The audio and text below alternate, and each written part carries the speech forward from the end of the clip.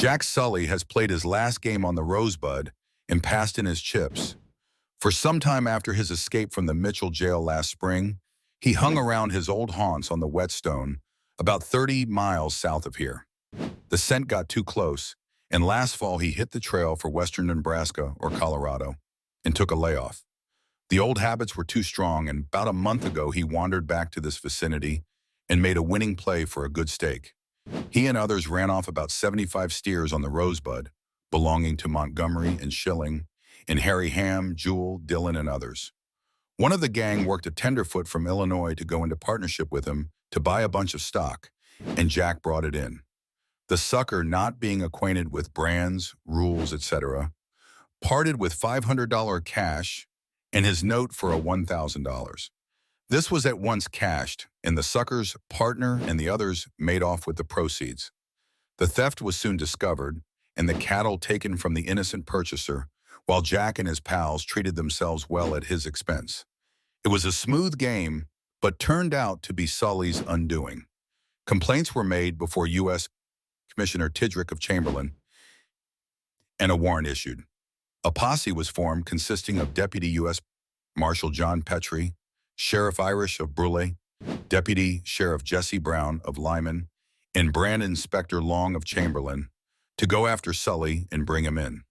They quietly made their way here last Sunday and were joined by Harry Ham, the party leaving after midnight for Sully's castle, where they had good reason to believe he was. They proceeded to Ben Diamond's ranch near Sully's place and had him go over early in the morning to warn Jack that he was surrounded and had better surrender.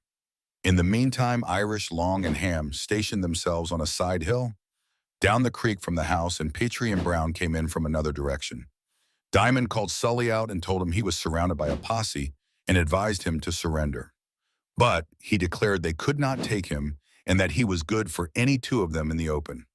But he was evidently nervous as he failed to return to the house for his rifle, but started at once for the barn, having only a big revolver, and had to have Diamond help in cinching his saddle. He rode off toward Petrie and Brown, but soon turned, either having seen them or changed his mind, and rode down the creek. When about 200 yards from the other party, not having seen them, they ordered him to halt, he being at the time between precipitous hills along the creek.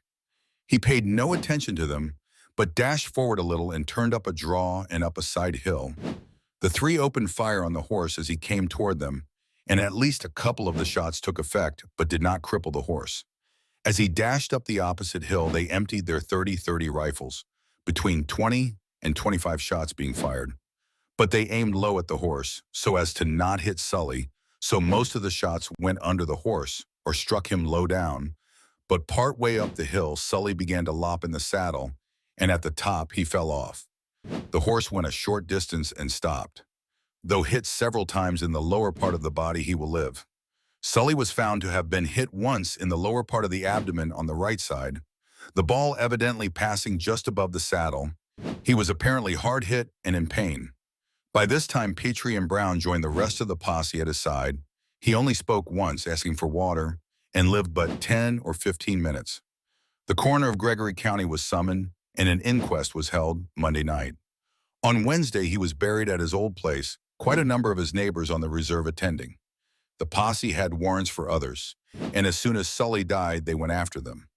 But they had quickly got wind and all flown the coop, so they had to return without them. Last night, Petrie, Brown, Irish, and Long stopped here overnight on their way to Chamberlain. Sully's end was a natural termination for such a career.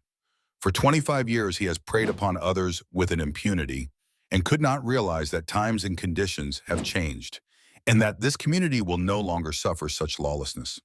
While in some respects it might have been better had he been taken alive, no blame can attach to those who brought him down.